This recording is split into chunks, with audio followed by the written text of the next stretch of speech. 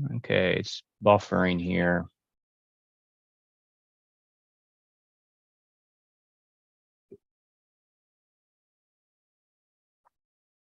I think we're live right now. We are live. All right. All right, well, good afternoon, everybody. This is our second official Apprenticeship 2030 Commission meeting. And I wanted to first start out by thanking everybody for being here.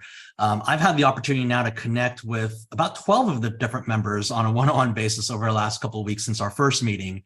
And, while I'm still working through some scheduling issues for some of the other members, I'll continue to reach out, but we've had some very valuable discussions to really just understand and align on some of the key priorities and key areas of interest for our commission. And so I wanted to kind of start off this meeting by just giving some of this feedback and sort of also sharing kind of the three key things that I kind of came out of, these conversations. So, three things I'd like to sort of do, for really this balance of this year is the first is that, we have a lot of ground to cover, right? We have a lot, we've got a lot to get done and we got a late start.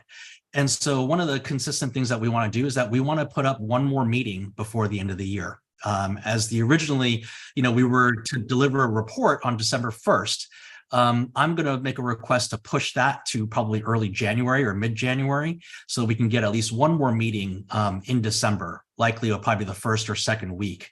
The purpose of the meeting, the first meeting that we had was really level setting. Right? Today's meeting will be the last of what I would call a general overview of apprenticeship programs. One consistent area of feedback I've gotten is that we want to get down to real operational level recommendations here, right? We don't want to stay at this 10,000 foot level. We want to get down to real practitioner level recommendations. Because, as we've all seen, most of the people here on this commission are experts or have worked in apprenticeships.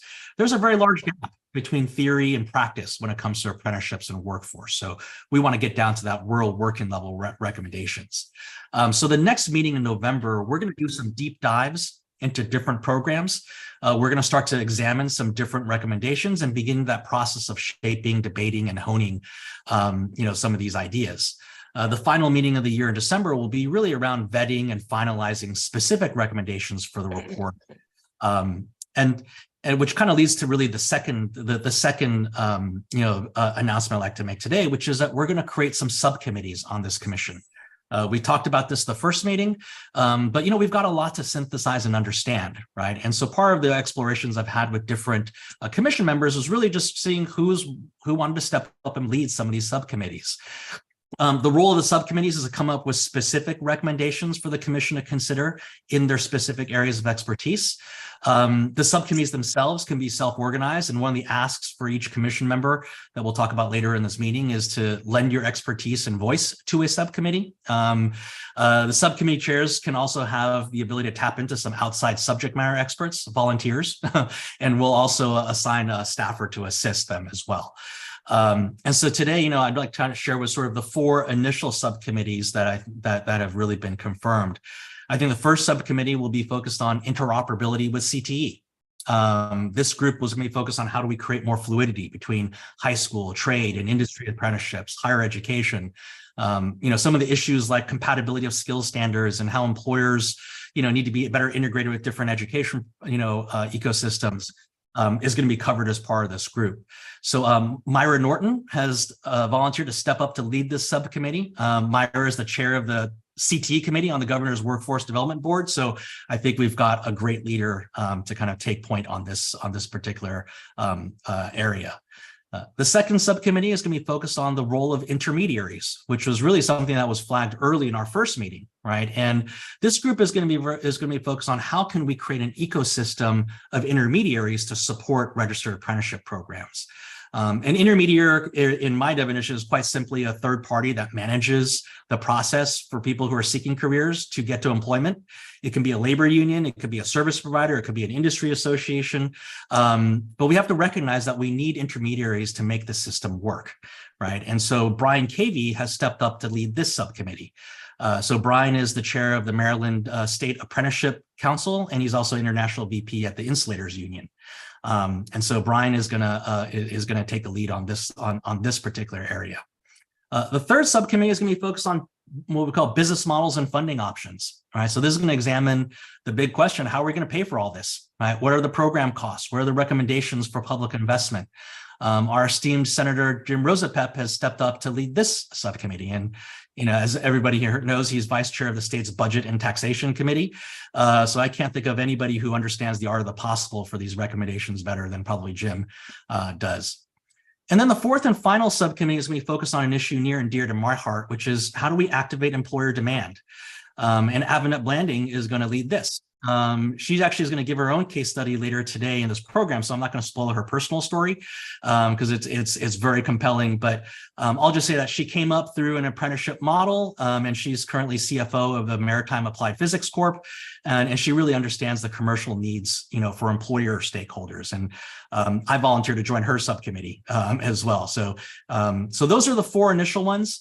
If there are other commission members who would like to potentially lead another subcommittee that we might be missing or we haven't been covered, please reach out to me afterwards. And we'll discuss next steps, after the wrap up section of today's meeting.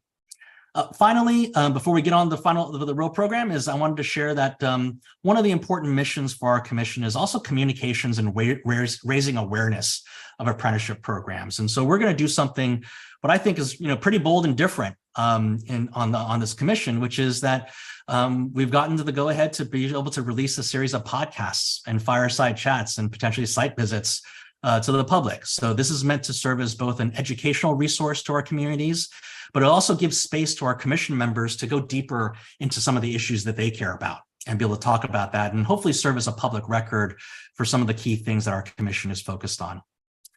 And so at the end of today's meeting, we'll discuss some of the next steps in scheduling with all of this. So with all that, let's go on with today's program. We're going to start today with a real quick discussion from Bob Lerman of the Urban Institute around who's going to share some data around to highlight, how Maryland's programs compare with other programs around the world and with other programs around the United States. This is going to be followed by 3 case studies from practitioners of apprenticeship programs. This is really intended to be a fire starter chat to really lead into a longer conversation today around just best practices and lessons learned from different programs. And that'll take us to around 2:15 or so.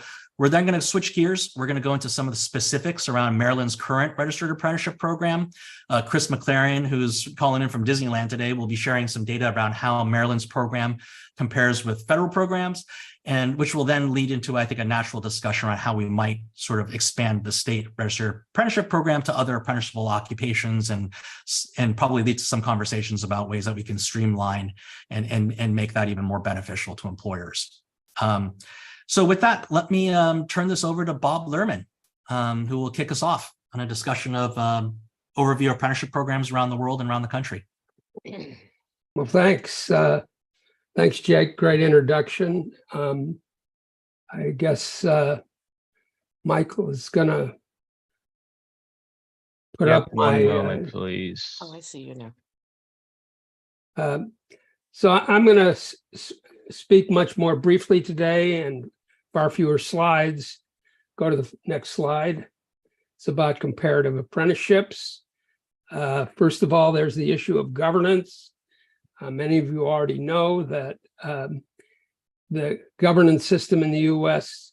is complex because we have the Federal Office of Apprenticeship guiding about 23 states, and Maryland being one of the 29 states that have their own state agencies. And what do I mean by governance? It means registering programs, overseeing the programs, selling employers on apprenticeship and or groups of employers to stimulate apprenticeships. Until recently, as I mentioned last time, the federal budget for apprenticeship was only $30 million and nothing for state agencies. Over the last several years, there have been state expansion grants that have gone to Maryland and other states to increase their staffing, to try to modernize. But that modernization process is still underway. Just a brief point on the registration process. The Office of Apprenticeship employees in the various locations accept applications. They seek employers to undertake apprenticeships, and they provide tentative approval or say that the application needs more work. When they feel it's ready or close to ready, they send it to the federal office for final approval. And of course, all that process takes time. But what we've seen in research is that the state agency, state apprenticeship agency process often takes much more time. In a study we did, the federal registration process was about 2 months, and the average for the states was about 6 months. Now, the states vary. In some states, they allow the director to approve applications, and the state council is advisory. In others, they require this apprenticeship council to actually register the programs and approve the registration. Then that's for occupations that are deemed apprenticeable, which only means that there has been an occupation with an apprenticeship program in the past that has done that. That if it's a new occupation and it hasn't been considered apprenticeable, that's a much longer process. Could easily take a year to get that occupation approved, whether by the federal government or by Maryland. I think last time I mentioned you can figure out what occupations are approved and are operating, or at least have formal programs with our new apprenticeshipstandards.org website. Next slide, please. So quickly, Maryland and other states by the numbers. Maryland is sort of right in the middle in terms of the share of employment that is in apprenticeship. It's 0.37% of Maryland employment, well less than 1%. On the other hand, the new apprenticeships in the year are about 5% of a particular single age cohort. So that 0.37% is a little higher than the average, and the new apprenticeships are about the same as the average. We have a lot of variation across states. California is pretty high in percentage terms, so is Indiana and Iowa.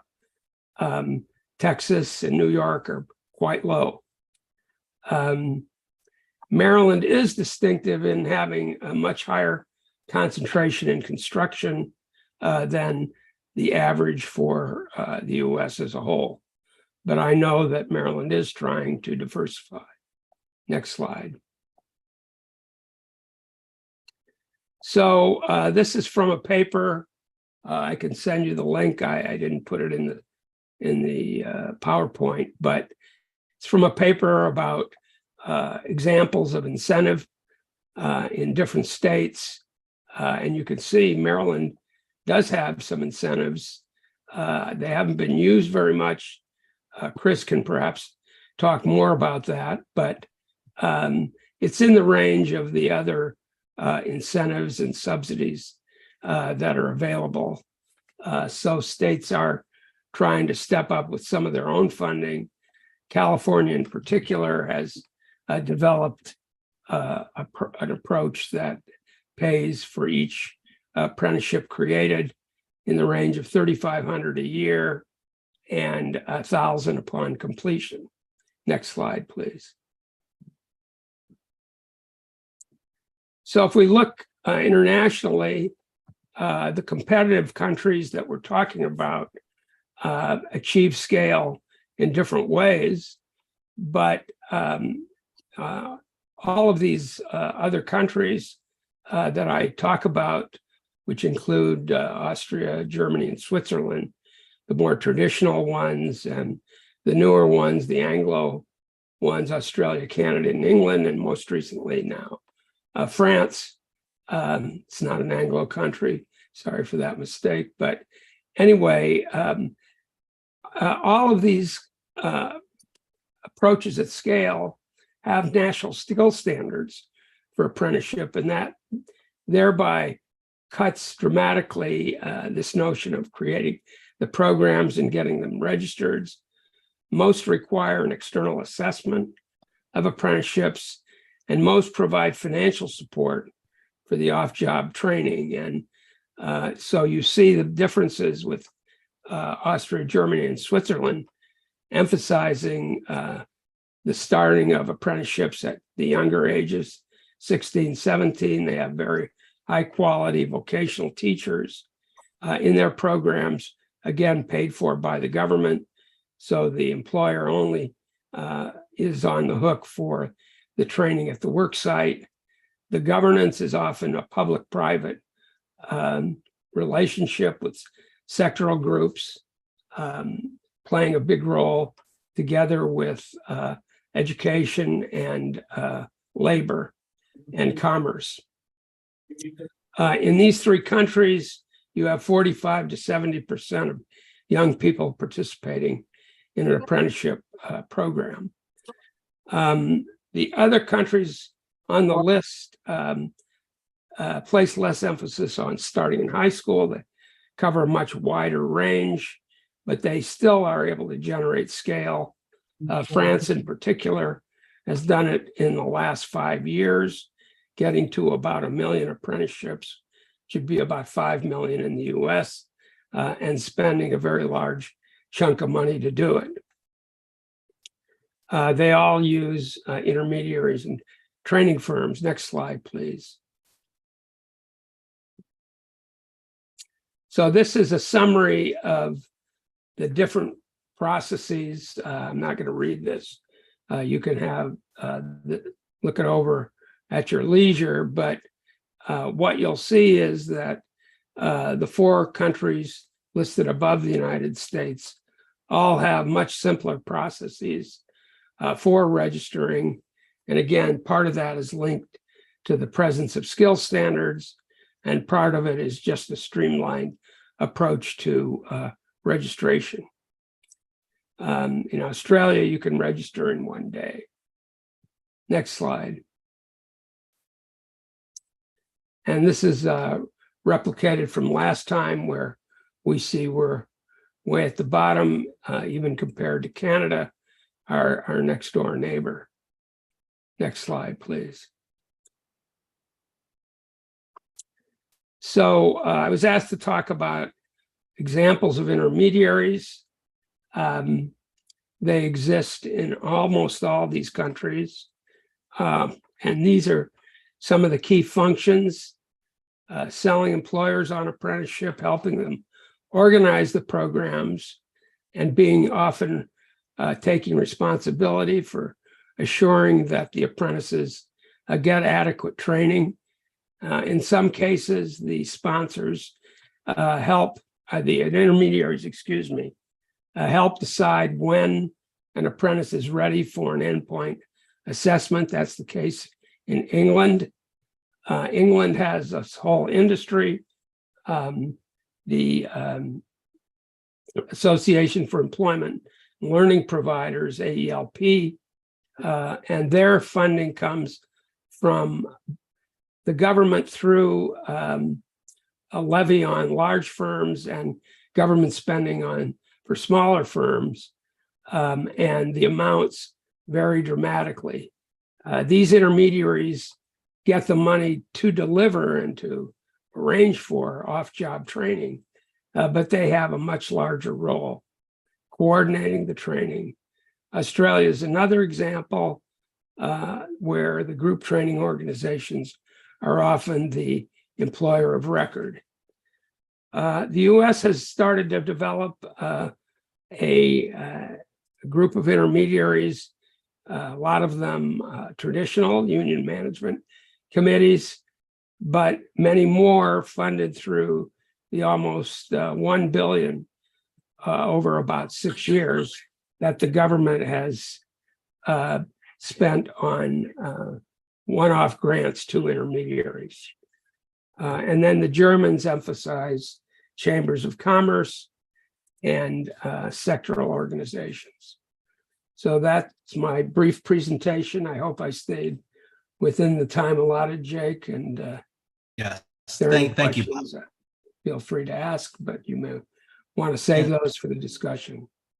Yes, what I would ask is, if you have any questions specifically about any country, we can ask it now. But if not, what I'd probably ask is, if we want to get down to actual working level stuff, is to maybe hold some of the questions for after the next 3 case studies, since there, I think we'll get into some just, how some of the apprenticeship programs are currently working here in Maryland, and then we can kind of compare against the kind of ones that Bob just shared. But I see Delegate Wu has his hand up. So Delegate Wu, you have a question about? Sure, thank you, Chair Xu. Mr. Lerman, so when we compare education outcome, we always include Asian countries. For this one, I never see you put Asian countries here. Is there any specific reason for that? Yeah, the Asian countries vary. There are some significant ones, but they're not as well known by me.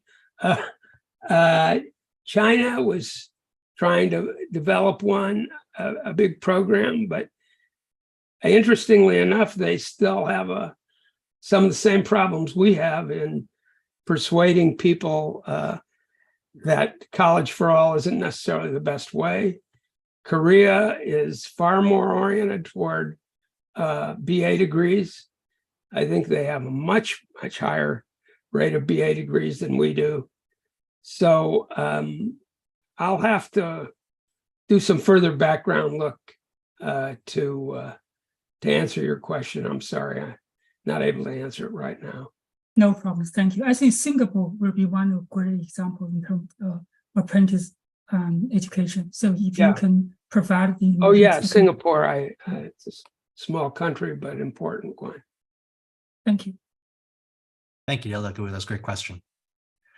Why don't we move into some of the case study sections here? So why don't I start off with Brian Cavey, who will talk about really building and trade apprenticeships. And I'll sort of turn over to Brian. Thanks, Jake. Hi, everyone. Good afternoon. So as you guys know, I introduced myself last time.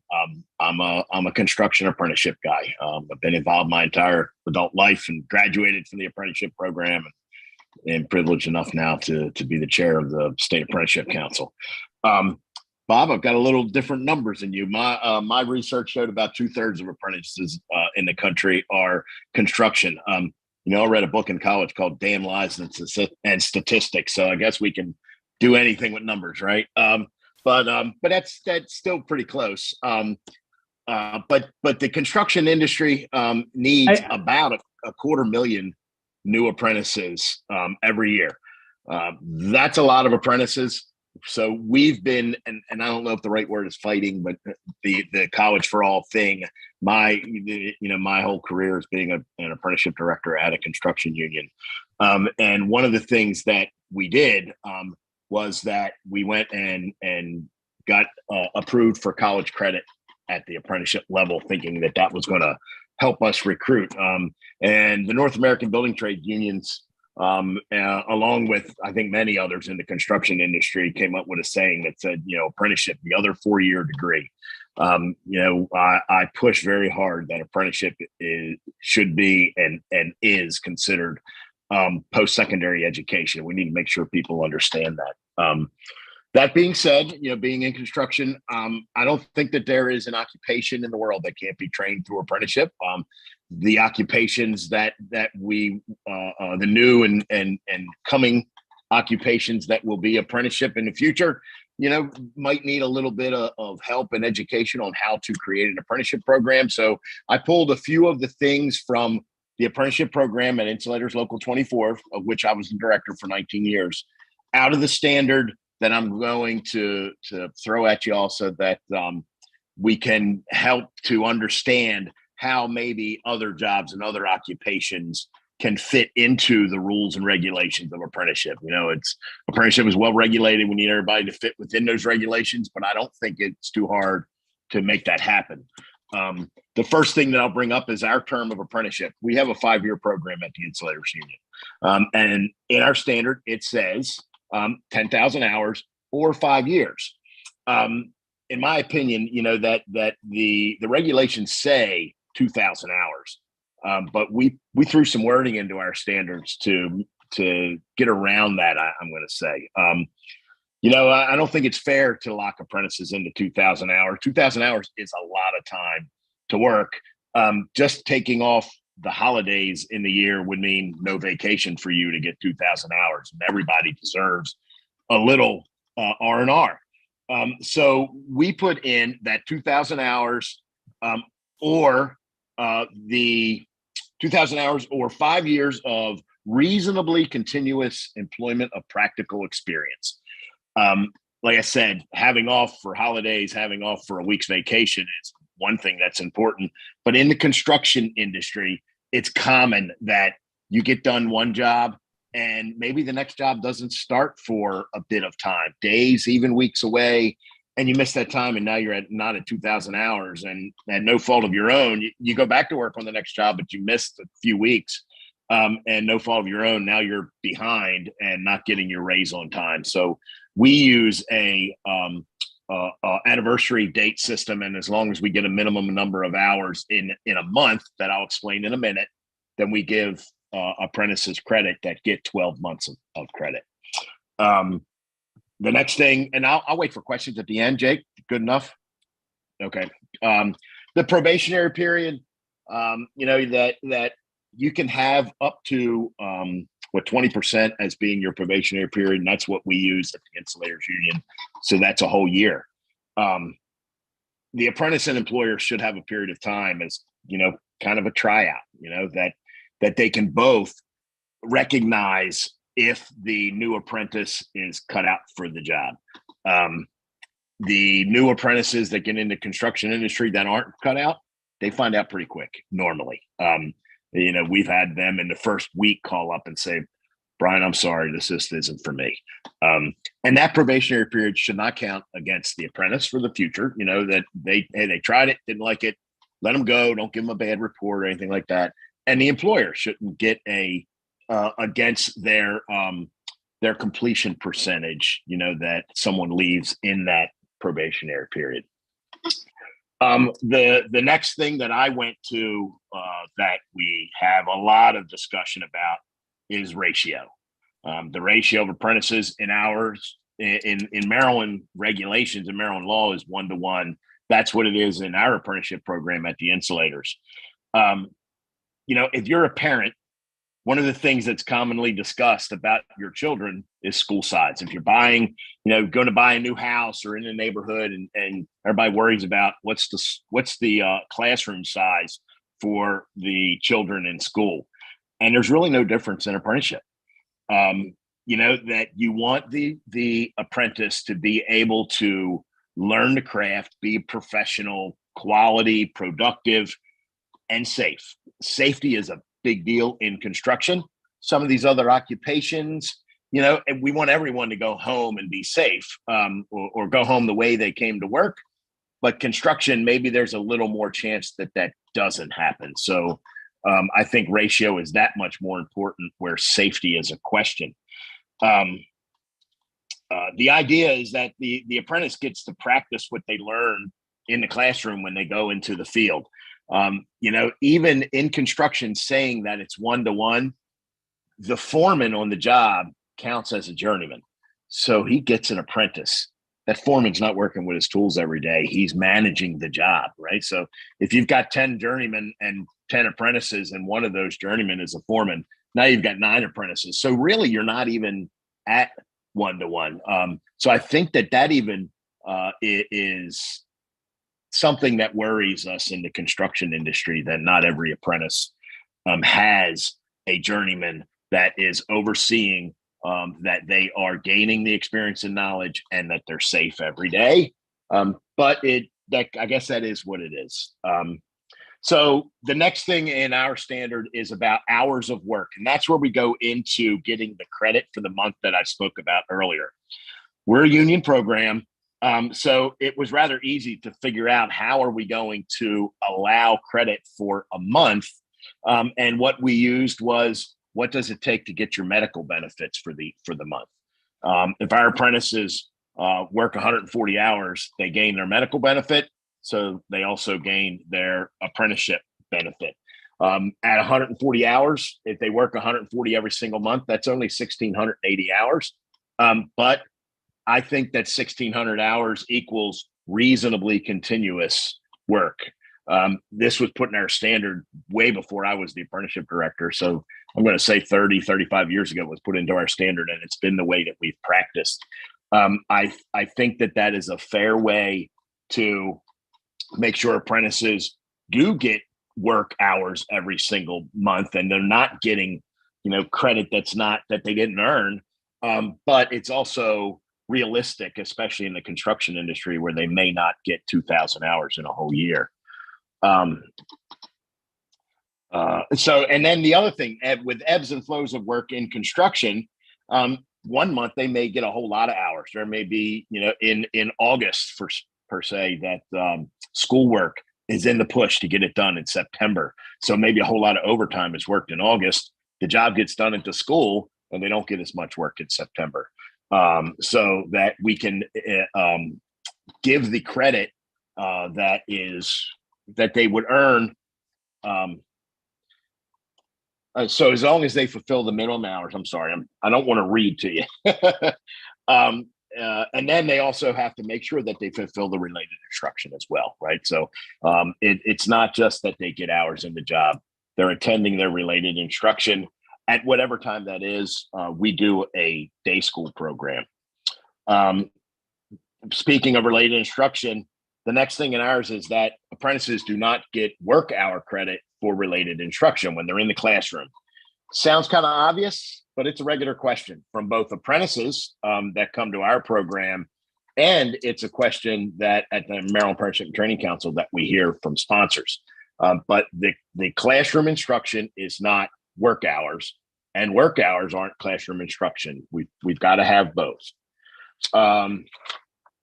So one of the things that we do is that the related instruction is at 144 hours. In the regulations, 144 hours. But in our program, it's a 5-year program. We only make the apprentices go to school 4 of those 5 years. And we beef up the hours per se. Their first year, they're getting 168 hours of training. Their second year, they're getting over 300. Now, part of those 300 is certifications that they have to receive, and they have to come to the classroom for 40 hours a week. We do some hazardous material handling. So asbestos abatement training is a 40-hour class. So the second year is really, really beefed up a lot of hours. The third year, again, is over 160. And then the fourth year, we've got it down a little bit to 140. It's their last year of attending training. All of that together is 800 hours. Now, for a 5-year program, you're only required to have 720. So why would we put 800 hours in? Well, we actually have in our standard that apprentices are allowed 3 excused absences during the school year for whatever, sick, emergency, whatever reason, or even overtime. They have to call and get permission from the school administrator in order to miss for overtime. We put that in there just because the school administrator is going to remind them that this is one of your excused absences that counts. But that allows for some absences. If you've been to a Maryland Apprenticeship Training Council meeting, you've heard some discussion and question about tracking hours, and we want to make sure that the apprentices get the minimum amount of seat time of 144 hours. That's why we put in the extra hours, is that then we can also allow for excused absences if they happen. Wages, apprentices receive a percentage of the journey worker scale. That's pretty much the same. I used the statement this week with Jake that construction apprenticeships are kind of cookie cutter. they're all just kind of put together. That's one of the things that's the same. Work processes. Every occupation has recognized work processes, and subject matter experts in that occupation would produce that into a schedule that the program can follow and assess the apprentice's advancement through the program. And they're way too numerous to name for our trade, and every single trade has a large list of work processes. But that's where subject matter experts would come in. I mentioned before that, I can help set up an apprenticeship program. I need to know what those work processes are in order to help a occupation set up a program. So how do we keep track of those work hours? We have an OJT report that our apprentices do. We've created an online program. Our internationals created online programs, so every local across the country has the same OJT reporting for their apprentices. Makes it easy. They sign on. They say what they did for work. Either they can sign on every day, they can sign on in a week, they can sign on at the end of the month. As long as they do it monthly, that's what we require. And then at the end, you get your hours. You get your hours. You get your years in, you get your hours, and you get your related instruction. Then there's an exam. Every educational program has an exam at the end. We're no different. The apprentice gets a 70, they move on to be a journeyman. Unfortunately, some people don't make it, so we actually let them do it again, give them a 6 month, attend some more school, hopefully get a little better and take the test again. Like I said, there's not an occupation in the world, and we can help set up any occupation into an apprenticeship. This is just how we work in construction. Thank you, Brian. Again, in the interest of time, we're going to kind of do some quick hits here. So we're going to go from construction to IT to finance and accounting. And so why don't we jump right into the next one, hold our questions, and then we'll have a nice period that we can kind of get deeper into some of these fields. So why don't I turn it over to Kate Bergen from Catalyte next. Great. Thank you, Chair Sue and members of the commission. As Jake mentioned, my name is Kate Bergen. I'm here on behalf of Catalyte. And there are 3 topics I'll address with the commission today. The first is how Catalyte engages with employers to increase adoption of IT apprentices. Secondly, we'll talk about how IT apprenticeships work and the value that they create. And then finally, I want to share how the state of Maryland is an early leader in IT apprenticeships across the country. For those of you who haven't met Catalyte, who are we? We are a technology-enabled apprenticeship company founded and headquartered in Baltimore City. You can go to the next slide, Michael. Thank you. We fit into Chair Sue's and Dr. Lerman's remarks, both as an intermediary and then also as a company laser focused on activating employer demand. And very simply, what we do is we use data to find high potential talent from underrepresented communities in tech. We train apprentices and we place them with employers. And as a result, we both reduce barriers to high paying tech jobs, and we also address employers' talent needs. And over the last 20 years, we've deployed over 1,000 apprentices and served over 200 employers. Next slide, please. While our ultimate objective is to expand apprenticeships, we recognize that in order to do so, we actually need to increase employer demand. And so we always start with what are the employers' needs and the talent challenges that they're seeking to solve. And I was thinking about how I am a practitioner. I'm a practitioner with our corporate partners, and every week I speak with 5 to 10, Fortune 500 employers about talent. And there are 3 core talent problems that I hear are holding companies back from achieving their goals. So they are competing for the same limited pool of very high demand talent. The next point is really key. They're experiencing significant skill gaps. So talent is arriving, missing their skills required to hit the ground running. So recent graduates from college not being able to meet the needs of employers. And those skill gaps are getting wider faster with AI and data. And then finally, a lack of local representation and diversity. And this creates a negative impact to companies in terms of increasing the cost of talent, both recruiting, training, and then finally attrition. And then it also slows speed to companies being productive, to output, and realizing revenue. Next slide, please. So I'll talk a little bit about now how IT apprenticeships work and how we have, as an intermediary, designed IT apprenticeship programs to unlock that value and then also reduce barriers for apprentices. So I'll just take a hypothetical example of a company based in Maryland that's having difficulty competing for college graduates with computer science degrees. So they will ask Catalyte to help deliver 10 software engineers. So how does it actually work? How do we go from that need to actually delivering apprentices? So the first step, there are 4 key components. In the first step, we source and qualify talent. And we use this using Catalyte's proprietary data-driven assessment, which allows us to look at a lot of candidates quickly and at scale. And to give you a sense of how this works, over the last 2 years, we have sourced and screened over 100,000 applicants and qualified over 12,000 applicants, including about 800 in the state of Maryland for IT jobs. So these are individuals who are showing high potential to be successful in the tech industry. Like Mr. Cavey said, there's no degree requirement. That is not a requirement of an IT apprenticeship program at all. And in fact, we see that it's not predictive of success. And for employers, this sourcing and qualification process really reduces that time to recruitment. In the second step with this company, we would then start a training cohort for them. And we train on the specific role that the company needs and their specific tech stack, and also using the most recent technology. And we're starting to include actually AI prompts and responsible AI in that training. And that training can be 8 to 20 weeks, depending on the role. It is free for participants, and we actually pay participants during the time of that training period, again, to reduce barriers for access to these job opportunities. After the training period is completed, the apprentices then are placed at this Maryland company, and ongoing mentorship and training is provided to ensure that they're learning the trade and accelerating impact. And then the final piece that I want to highlight here is how we have designed an economic model to de-risk apprenticeships for employers. So the way the model works is that employers pay an hourly rate for apprentices with an option then to convert to full-time employees after 12 months. And this effectively incentivizes employers to try an apprenticeship model that they might not have otherwise.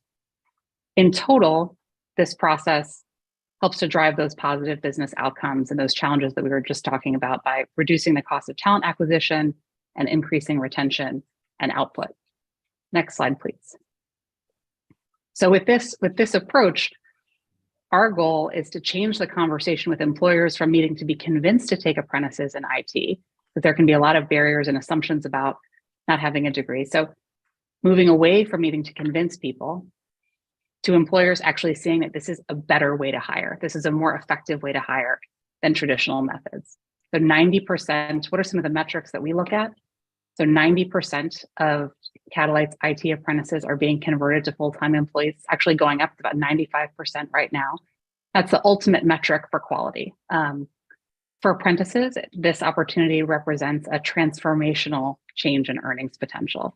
So the average Catalyte apprentice earns $25,000 a year before the apprenticeship program. Several years later, an income of $98,000 a year on average. And by reducing these barriers to access, we also see increases in representation and diversity. 80% of apprentices coming from underrepresented communities in tech. Next slide, please. So far I've been talking a lot about IT apprentices, apprenticeships in enterprise, but this is actually already happening in Maryland, and I really want to shine a spotlight on the work that's being done here. So the state of Maryland has launched the first of its kind IT apprenticeship program, and this is called the Innovative Workforce Solution Contract. It was authorized in June of 2022. The core goal of this program is to create career and economic opportunities for residents who otherwise would not have been able to access IT jobs. So this program is ready to use. It has been approved by the Board of Public Works. And the way agencies use it and leverage it is they make a request through the Department of IT. So it follows the traditional procurement process for agencies through IT. And the Maryland Department of Health was actually the first agency to use this program with the state of Maryland, truly breaking ground and paving the way for others. There are currently 13 apprentices and 1 mentor coach at the Department of Health working on a project to build a new web module for Medicaid.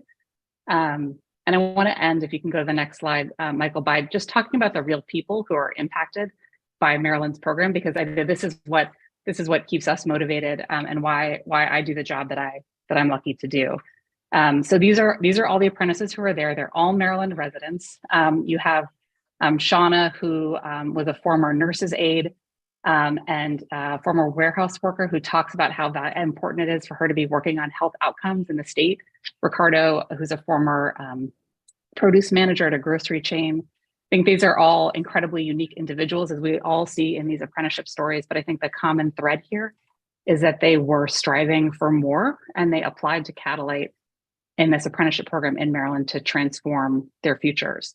And now with this innovative workforce solution program, we have the state of Maryland investing contracting dollars in upskilling Maryland residents who are now working for a state agency to improve technology and health services for Marylanders.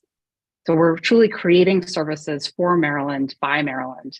And this is just a model of what's possible with this public-private partnership. And we have the opportunity, there's a lot more opportunity to actually expand IT apprenticeships just by using this innovative workforce solution contract, which is only in its first year. So thank you for the opportunity, and I'm happy to answer any questions after the next case study. Thank you, Kate. And while we move now to Avanette. Hello, everyone. I'm Avanette, and I wanted to speak a little bit about the case study of finance and accounting apprenticeships in Maryland. And just to give you a backstory, I completed what was considered an internship, but is very similar to the apprenticeship idea that we have for finance and accounting in Maryland.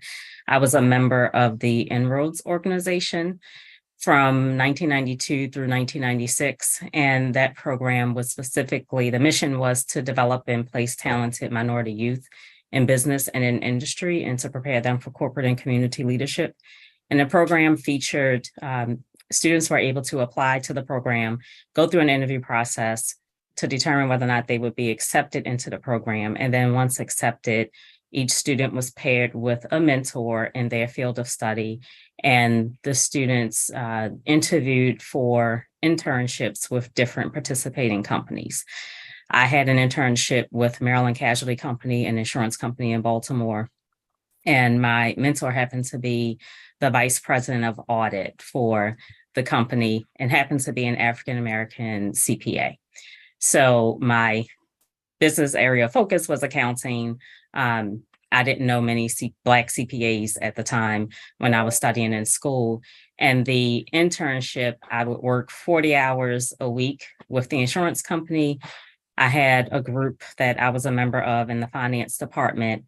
So I received on-the-job training and guidance from the other financial analysts that were in the department. I stayed there for 4 years. I actually worked part-time during my college education.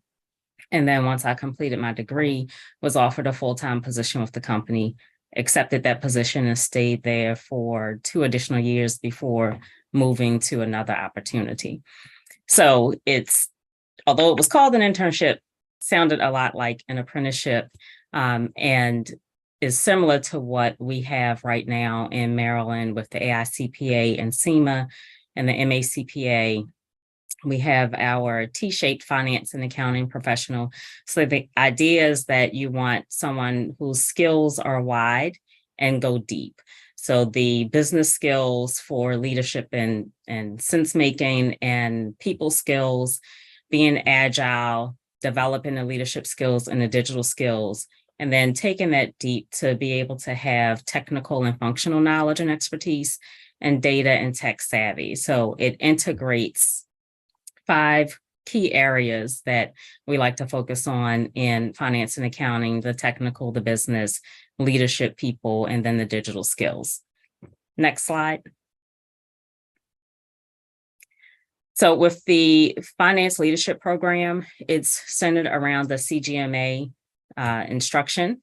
And you have 3 particular areas: the enterprise pillar, the performance pillar, and the financial pillar. And there are different pathways. So you could have someone who already has a degree who wants to pivot into a different area, who could join the finance leadership program. There's a CPA path. There's a path if you already have a 4-year degree and you want to get your CGMA. There's a path if you start completely from the bottom out of high school and want to gain some education and experience. So the goal is to introduce people and gain more talent in the finance and accounting profession who aren't already on a traditional path for the CPA or some other professional designation. And there's a separate presentation that if you could start for the other presentation that I sent to talk about the finance leadership program. That gives a little more detail on the background, the number of hours. It's more slides than these two. Okay, let me transition to that now. One moment, Okay. please. So we have started the program with Maryland, one of the first states to do this finance and accounting leadership program, because it's rather new as far as an apprenticeship in accounting and finance. Most people don't really think of this area for apprenticeships. Typically, you're thinking trades, skills that people can do with their hands. But we see this area as a great opportunity to be able to build a pipeline in finance and accounting. So we're partnering with academic institutions. The apprentices would have the on-the-job training, but then they would also be required to get the educational component. And we've partnered with 3 universities so that students can take courses and get credits towards an AA degree and still get the on-the-job training. And it's flexible enough where students can, and the sponsoring agencies can decide which university they want to participate in. It also builds on the CGMA curriculum. If you go to the next slide.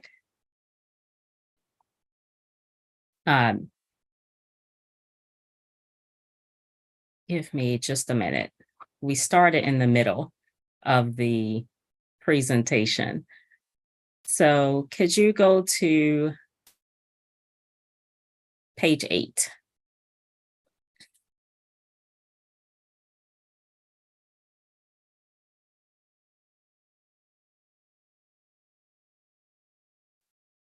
I think that's going towards the end. Okay, I'm sorry. I don't see the page numbers on in this view. Okay, 11, 10. That one. Okay, I apologize. No problem. I completely understand. It's a little harder to drive for somebody else.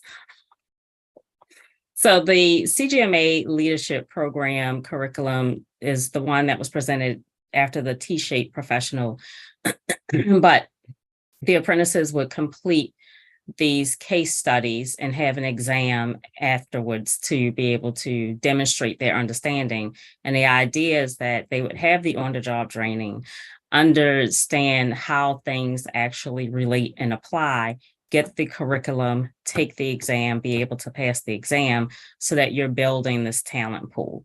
And it's a lot easier to connect book learning when you have some actual real life experience and case studies and examples. So as the apprentices are working on the job, they're able to understand how are their actions impacting the financial statements? How is what they're doing feeding into the income statement, the balance sheet, payables and receivables and risk management?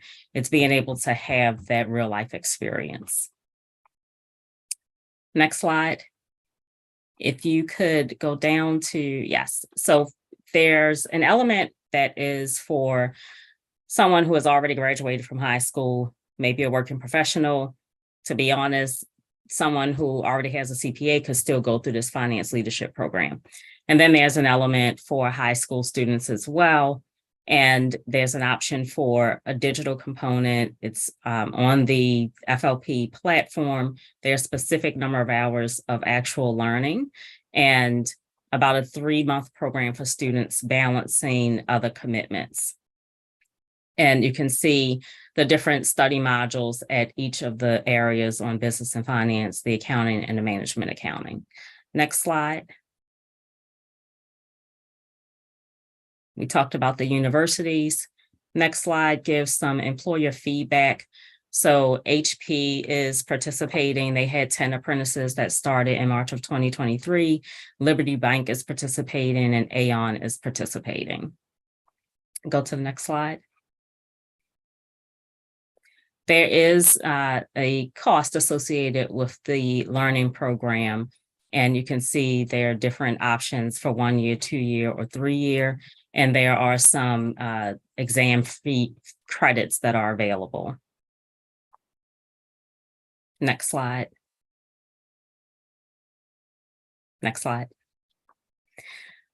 For Maryland, there's a Maryland Works Grant team. So those are the members who are participating on the Maryland side to get the awareness out for employers. We also get the awareness out for participants because the goal is to increase the number of apprenticeships that are in finance and accounting. And ultimately, the end goal that we want to stress is that we're developing the next group of leaders in the community and the corporations within Maryland.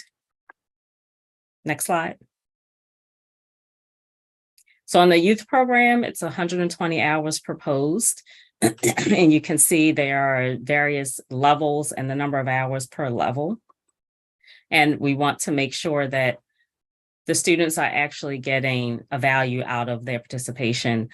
We want to make sure that we're getting top talent as well. So being able to make sure people complete the program. We don't, this is not something where the goal is just to have somebody try something out for a few months to see whether or not they like it.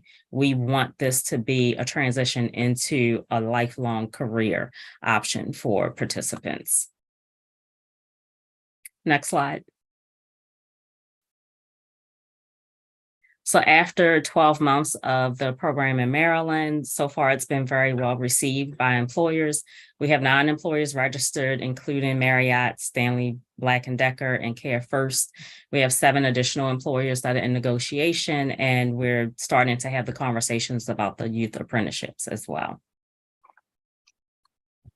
Yvonne, I think in the interest of time, I want to leave enough time for Q&A because we've covered a lot. This is great, but maybe I could ask the first. Maybe I could ask the first question here, which is, this is fantastic that you got these great employers on board.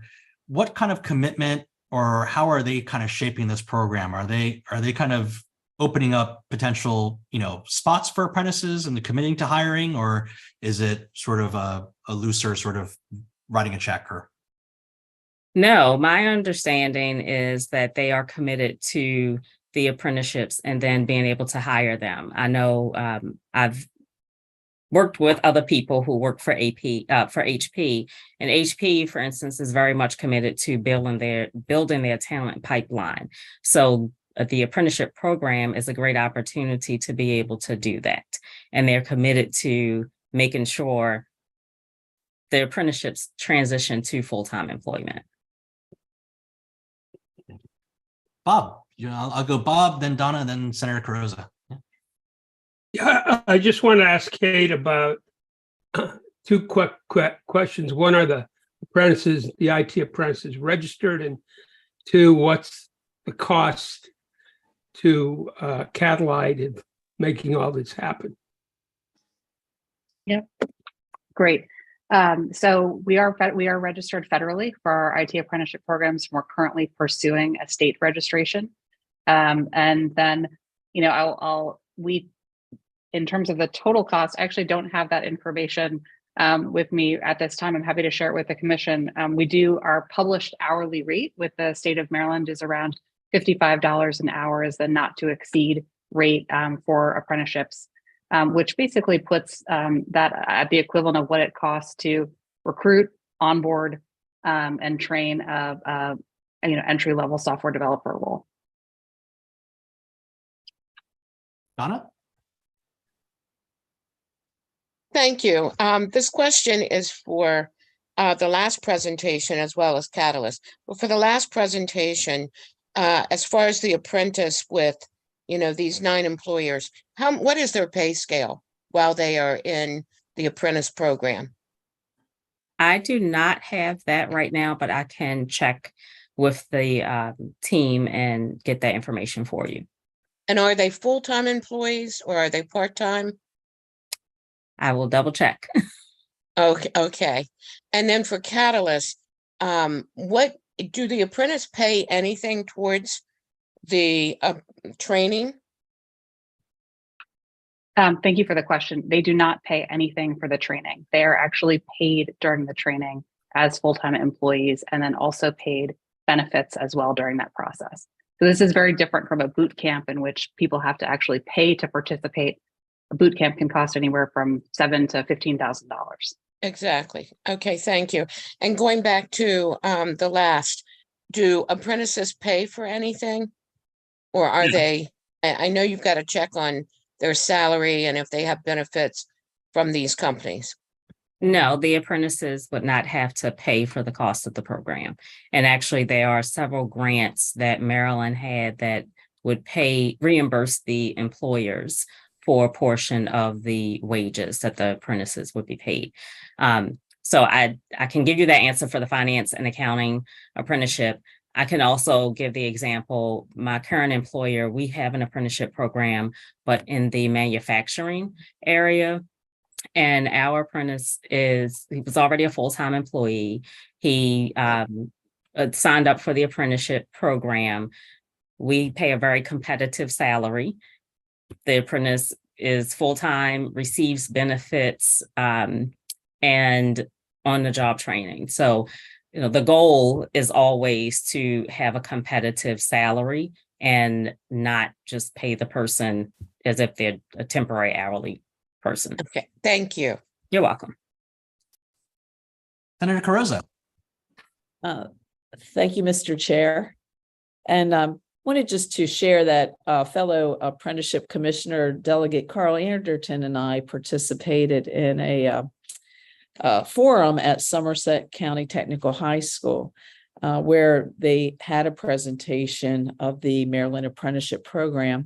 And also it was really focused on trying to both educate employers as well as to increase that employer interest. And I noticed a couple of the presenters, I'm not sure which one that just did the case study, specifically mentioned that they wanted to focus on the needs of the employer. And as I noticed in the presentation, and I would just be interested in if one of the presenters of the case studies had any suggestions on how maybe we might be able to involve more small businesses. I noticed that it looked like in several of these case studies with IT, with finance and accounting, that's where, we might have some more opportunities for small business employers. So I was just sensitive that as we go through this, can we also, meet the needs of our small businesses?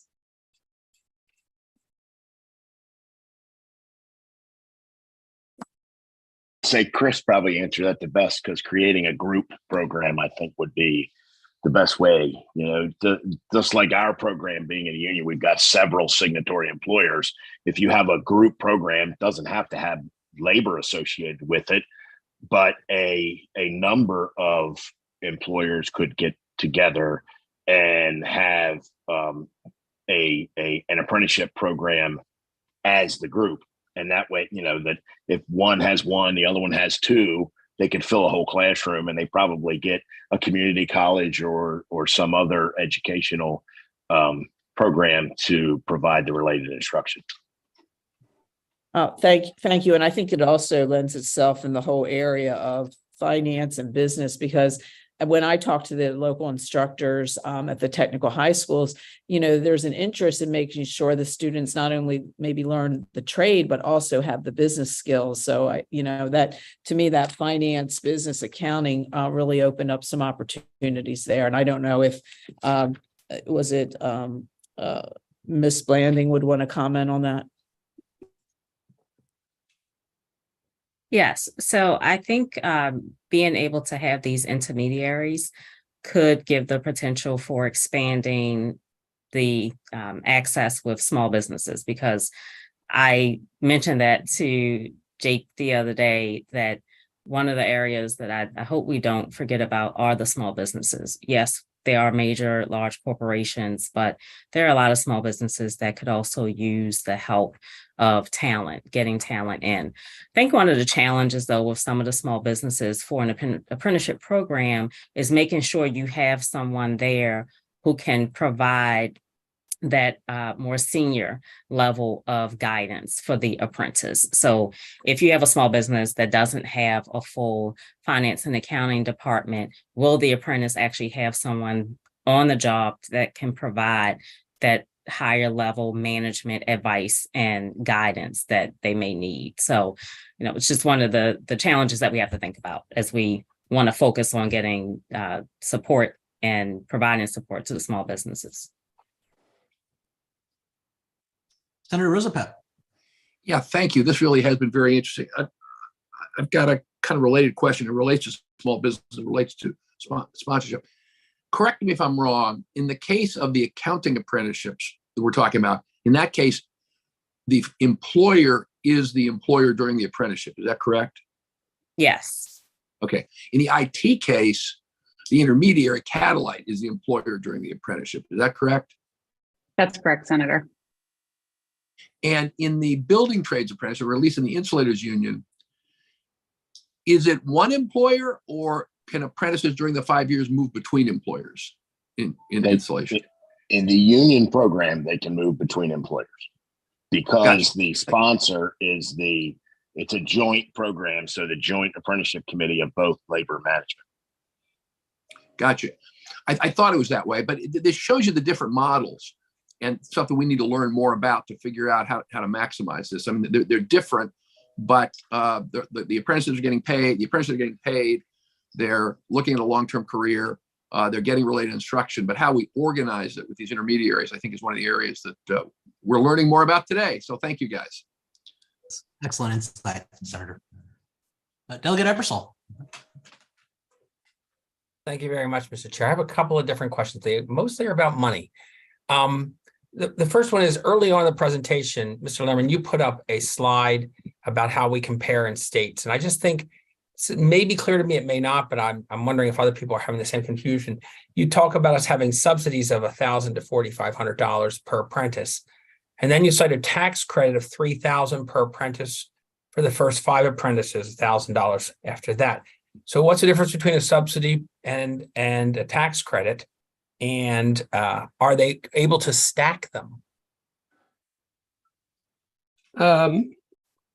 Well, I mean, a tax credit, you have to have tax liability. Usually they're not refundable, as the term goes. But so they are typically for for-profit businesses, but they are, in a sense, they're off. I mean, they're called subsidies, but in many ways they're offsets to the costs that employers bear when they invest in apprenticeships. So the tax credits, while not refundable. What? The tax credits are not refundable, so there'd be no direct money coming. But a subsidy, which could be applied for in addition to that, would be right. I think direct dollars, right? Yeah, I think they can use both. Okay. If I may just jump in, our presentation Please. from the Labor Department will cover funding and some of this. So we're happy to answer those questions in greater detail then too, if helpful. Thanks. And if I could, one more question, Mr. Chair, for Ms. Blanding. I saw a slide where you put up a 1 and 2 and 3 year programs with amounts in the $2,000, $4,000, and $6,000 range. Who is paying that money and who's receiving it? My understanding is that the employer would be paying that money, but I will double check with you. And they would pay it to whom in particular? It's for the, it should be to AICPA because it's the actual learning program. So the curriculum, in order for the apprentices to qualify as far as the learning side of it, there's a specific curriculum that is being proposed to be used to make sure they receive the education, knowledge, understanding necessary. This wouldn't be borne by the apprentice. The only other one I saw is that we had a handful of universities cited, Franklin, Phoenix, and Excelsior. I know at least one of them is a private one. I'm guessing the other 2 are also, although I didn't have time to look it up. So are they also receiving funds and from whom, if they are offering training or courses?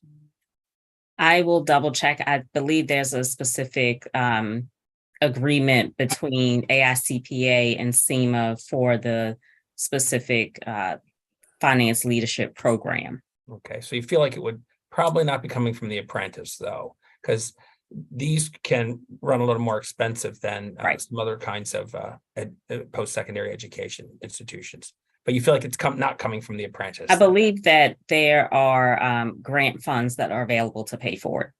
Okay, all right. And you would expect the apprentice to apply for those, or would we sort of do it on their behalf? I will double check. Thank you. Thank you very much. You can see there's a theme here. I'm concerned about them being financially responsible for something when they're really just finding their way into the work world. Thank you very much. You're welcome. And I agree. I would have that same concern if I were participating. I appreciate that. Yeah. Hello, everyone. My question is for Ms. Blanding also. Ms. Blanding, as the question came up about the other academic institutions that you all are partnering with, are you partnering with any other universities or colleges in the state of Maryland?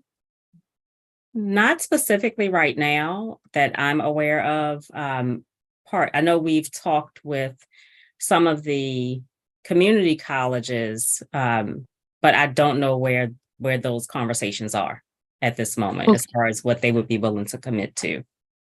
Okay, thank you. Erin, want to go next? Yeah, my question is for Catalyte. It was exciting to hear about the progress you've made as you've developed the model. But I know my sense is that it's mostly unregistered apprenticeship today. Could you give a ballpark of like the percentage of your participants that are in registered apprenticeship? And then I guess what are some of the pieces that you're fine tuning or thinking about as you're considering registered apprenticeship? And, even what are some of the challenges to that? I would ask too from the department. It'd be interesting to know. Yep, thank you. That's a great question. I don't have that information right now on the percent that are registered, but I can follow up with the commission staff on that information.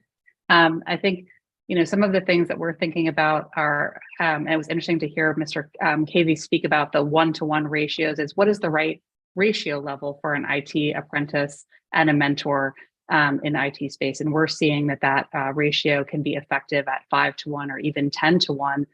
Which is how, IT teams are typically stacked with senior and then junior resources. And so figuring out that ratio model is something that we're actively thinking through as we think about how to register for apprenticeships in different states.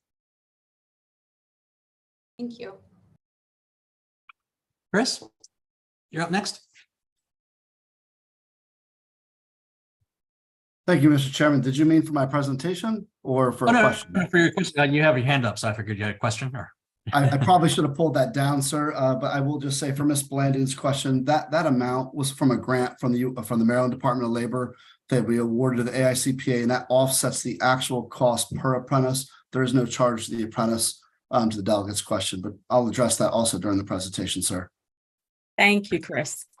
Thank you. Any other questions from the commission before we move on to the next topic?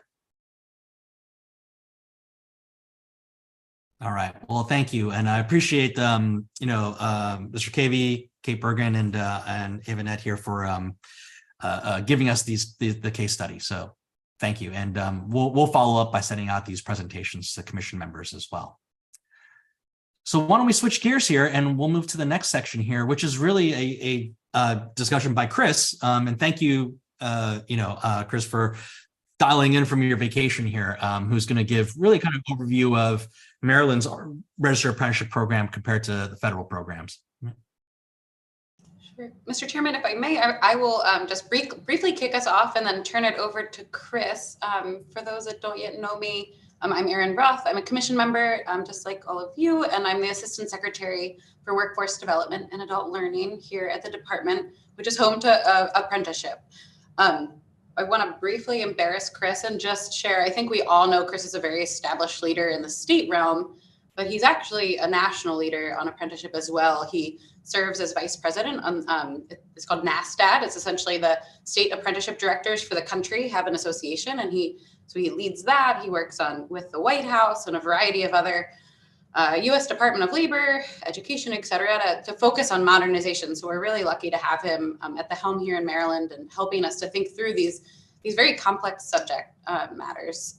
Today, we were asked to cover a whole host of topics, and with the chairman's permission, we're going to cover just a few.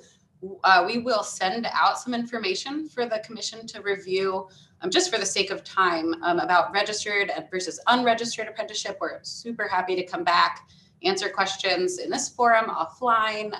But for the sake of time, we're going to try to stick to just a couple topics, and we'll really just scratch the surface on those. But we will talk about the state apprenticeship agencies and what the advantage we have compared to the Office of Apprenticeship oversight functions. We'll also talk, the rest of the meeting will really focus on where a lot of the conversation and questions were going, which is about the funding, the existing investments that we have in the state, and hopefully we can answer some questions about like where we might go, what's been effective, things like pay for performance, supporting intermediaries, etc. So with that, I will turn it over to Chris to walk you through all of this, and I may chime in throughout. But go ahead, Chris. Thanks. Thank you, Aaron. Thank you again, Mr. Chairman, council members, commission members, I should say. It's great to be here today. And I am where some of the greatest apprentices in the world live. If you've ever seen Mickey and the Sorcerer, one of the first apprentices in the country. So it's great to come from here. And if we could go to the first slide, or I should say the next slide. As you can see in this chart, this is pulled right from the U.S. Department of Labor's Office of Apprenticeship. This is a quick breakdown of the state apprenticeship agencies versus the Office of Apprenticeship states. As you can see, the darker colors is all of the state apprenticeship agencies. There's been a slight correction from Bob's previous slide. State apprenticeship agencies make up now 32 states and territories out of those that are eligible. There's a couple more that are currently in process of coming over. Two of the more recent states were Colorado and Tennessee. They both received their state apprenticeship agency certification from the Department of Labor in the last 2 years. And again, there's 2 more states in process. So essentially, I'm not going to repeat too much because Bob did a good job of breaking down some of the governance of state apprenticeship agencies versus the Office of Apprenticeship. But to be in a state apprenticeship agency means that the Federal Office of Apprenticeship has approved us as a state to do all roles within the registered apprenticeship system. And that's registered apprentices, apprenticeship programs, canceling apprenticeship programs, overseeing the process, and conducting all of that at the state level. You still have to conform to all the key laws in 29 CFR 29 and 30, as Bob also mentioned, but you do get a little bit more flexibility at the state level. A couple of the things that you can do, and I want to say a couple of the reasons you're seeing so many states slowly leave the Office of Apprenticeship system and go into being a state apprenticeship agency, is we are more nimble. I know Bob mentioned there was a 6-month process in getting an occupation or a program approved in some of his case studies. So we'll talk about that a little bit. But we would say in Maryland, it's actually a little bit the opposite. We're more nimble as a state apprenticeship agency. We have a much greater flexibility to build and modernize, adjust programs. We can also connect those programs directly to state licenses, whether they're in construction or healthcare. For example, in Maryland, if you complete a registered apprenticeship program in HVAC or electrical, you can get your journey worker license without an examination. That is something that usually does not happen at the federal level, and it allows the state a lot more flexibility.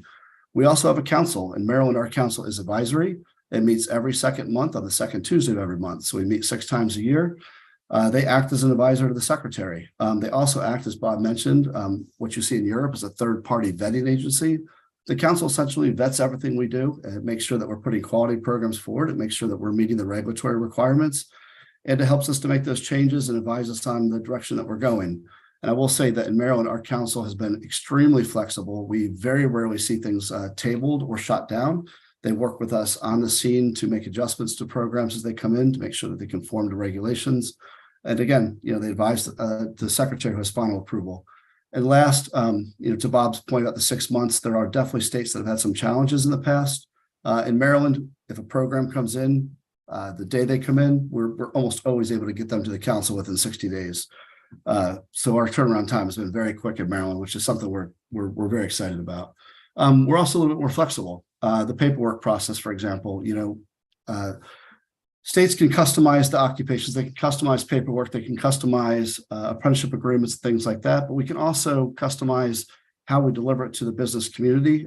We're not conformed to just one system. We do meet the federal guidelines, but if an occupation comes in that USDOL hasn't approved, we don't need to go through that 1-year process that Bob was referencing, which I appreciate Bob saying, because it does bring to the point as a state apprenticeship agency, We can not only draw for federal occupations, but we can create our own, and we can create those pretty quickly as long as they conform to the CFR as well. We also have greater capacity to support growth. In Maryland and all state apprenticeship agencies, all of our apprenticeship staff, they are state employees. They work directly for us. In 2016, you might remember from last presentation, we had 2.5 employees. We now have 14 staff that are spread out across the state of Maryland. OA staff, though they do great work, there are some states and regions where you have one Office of Apprenticeship staff covering an entire state, if not multiple states, and all of the apprenticeship activities within it. So having a state apprenticeship agency has also given us the ability to directly staff, service, and grow apprenticeship at the state level. And last, our apprenticeship staffing numbers really allow us to give more technical assistance, advisement, and to really be at the beck and call of our sponsors as needed to help them grow their programs and to stay in conformance with regulations as well. And then last, it gives us a greater capacity to ensure the direct safety of the apprentices and maintain our program integrity. The ambition, the goal, both for the Apprenticeship 2030 Commission as well as for the blueprint, it is ambitious, but we want to make sure that any model that we build continues to keep the integrity, the high quality of a registered apprenticeship system. We want great career opportunities with no associated debt for our apprentices. And as the council chair, or I should say the Maryland Apprenticeship and Training Council chair, Brian Cavey, said, we want to ensure that it's done safely. And we want to ensure the highest quality. Ratios can certainly be expanded in the non-traditional occupations such as IT. And that's a pretty easy process once we know that a sponsor can move an entire cohort through to graduation. So if we could go to the next slide real quick. Here's one of the slides that we want to highlight some differences between the U.S. Department of Labor's Office of Apprenticeship versus State Apprenticeship Agency. And a couple of these it'll just stand out to you real quick. For example, in the occupations, you'll notice there's a huge discrepancy between the federal and state number of occupations approved. That federal number, 1,352, is actually about 3 times higher. It's probably about 3,900. But we've reduced that to 1,352 unique occupations. When the U.S. Department of Labor registers an occupation, they do it 3 ways: time-based, competency-based, and hybrid. So each occupation will appear inside the RAPIDS data system 3 times. But the reality is it's about 1,350 true occupations, whereas Maryland has approved 356. One of the great things about being a state apprenticeship agency is not only do we have access to our 356 occupations, but we can also directly pull at any given time through reciprocity any of the federal government's apprenticeship programs or occupations that have been approved, and we can use them at the state level as well. Only difference, we have to make sure that they conform to Maryland law, licensing requirements, and things like that. I will also say that as you look to the side, there's a note that says we offer reciprocity, not just for the occupations, but also for apprenticeship programs, apprentices, and standards of apprenticeship that come from other states. We can quickly convert those to register within the state, or we can allow them reciprocity where they work in the state without registration. I will say that there's a couple other things. When the federal government goes about approving a program, they have to be in compliance with their own guidelines. And right now, to be a national program at the federal level, you have to have, as an employer, have 300 or more employees. Maryland does not have that requirement. You can have 2 employees and you can be a sponsor in Maryland. At the federal level, you have to commit to registering 20 apprentices over 2 years. We don't have that requirement at the state level as a state apprenticeship agency. To be a national program on a group, you have to have at least 3 employers to begin as a national program. In Maryland, we don't have that requirement. We require only 2 to start a group program. So it shows you a little bit more nimble for us. And then last, if you start that group program at the federal level to create national standards, you have to be able to operate in 3 states and 2 federal regions within the first 2 years of operation. And you have to be able to commit to grow to 5 states within 3 years. In Maryland, we don't have that requirement. You simply have to register at the state level and have 1 apprentice within 1 calendar year to stay active, and that conforms with the regulations as well. If we could go down to our next slide on funding. So as you can see from the slide, Maryland has aggressively gone after federal dollars to help grow our apprenticeship program. And in my opinion, I think in all of our opinion, we've been pretty successful at doing that. Now, I will say, again, to Bob's point, and I'm really glad that he brought up some of the comparisons with our European friends and even to California, we don't have the levels of funding that the Europeans do, and we're not even close. And we don't have the level of funding that California has. But California, at about 0.5% of their population to Maryland's 0.31%, has been done with considerably less money, but we've maximized our federal dollars. And there's on the left, you'll see a quick breakdown of the grants that we've acquired or been awarded since 2016. that go on through now. The 2023 expansion grant has just started. We have not yet served any apprentices with it or awarded any sponsors funding from it. And you'll notice right above it, there's a really large $22.9 million, so almost $23 million. That is our offshore wind grant. Maryland Works for Wind. And while that's a wonderful opportunity, we have a lot of registered apprenticeship programs out there that are directly benefiting and other tiers of providers that are offering pre-apprenticeship style training to get job seekers ready. That has not yet begun to really move the needle for us in terms of registered apprentices, but we'll see a lot of activity over these next couple of years in the wind sector, and we can see some pretty decent levels of expansion where we feel. Same with that 2023 expansion grant. And I do want to say that for each of these grants, there is a challenge. I think we highlighted it a little bit last time, is that when the U.S. Department of Labor puts out a grant opportunity, they often will not let you repeat a grant activity from one grant to the next. So the activities we wrote in the 2016 Apprenticeship USA grant, we could not repeat in 2019 or in 2020. So each grant has to be wrote a little bit differently with different targets, different goals, and then different ways you're going to spend that money to expand apprenticeship. So there was a little bit of conversation about reimbursement, funding, incentives, tax credits, which we'll see again in a slide. But just for each of these, the activities we do are individual to each grant, which is a little bit challenging when you know that apprenticeship programs tend to be 4 and 5 years in length, and your grants are about 3 years in length. So if we could go to the next slide. And here's a breakdown. Again, this is a little bit similar to what Bob just said, but I'll break it down a little bit further for us. This is how we have managed our incentives over the years, as well as some of our current incentives now. So if you look at some of these incentives, for example, the tax credit that was mentioned earlier, that is a straight tax credit. Maximum value is $3,000 per apprentice, $15,000 per employer. You should get up to 5. But I'm going to skip down to that second one, the sponsor apprenticeship incentive reimbursement. And this is pretty much a pay for performance activity level. So what we've done with this is, in order to incentivize our group apprenticeship sponsors, similar to an intermediary, we will award them up to $2,500 per apprentice registered.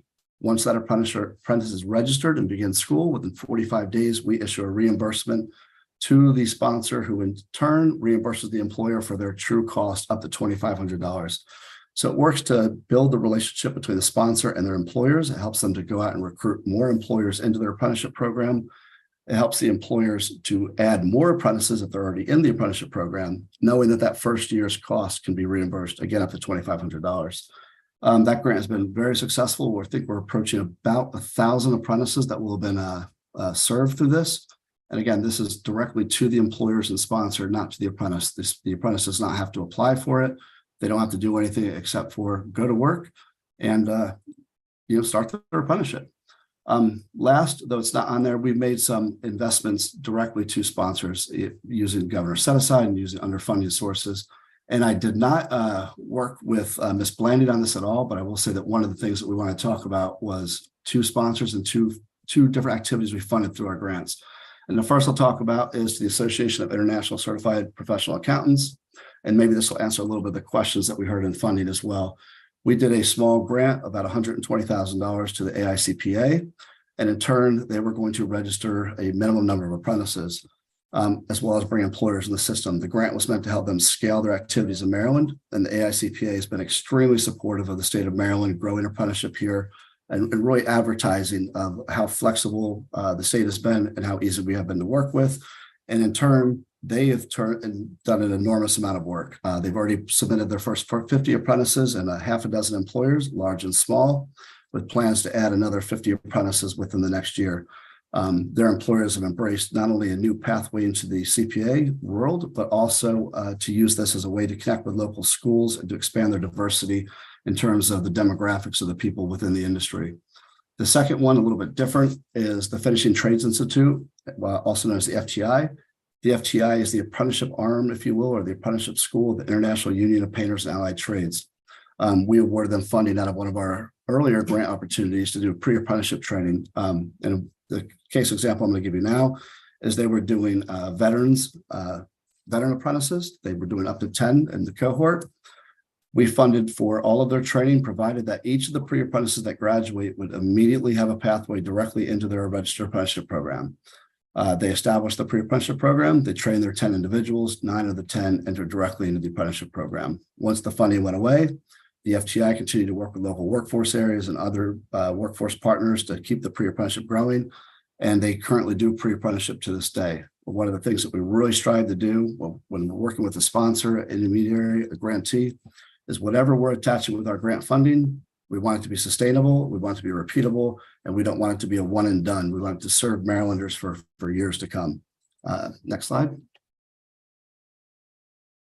And Mr. Chairman, this is where I'll wrap it up, provided that Aaron doesn't have any last comments I may have missed, and I'll turn it to you, sir. I would just maybe mention that, again, we're really scratching the surface. Of course, we kind of just honed in a little bit deeper on a couple examples today, but we're really happy to, provide information that would be helpful to informing the commission. So thanks so much. Thank you, Aaron. Thank you, Chris. So I'll open up for questions. Yeah, Senator Augustine, want to kick us off? Yeah, thank you. Thank you so much for that presentation.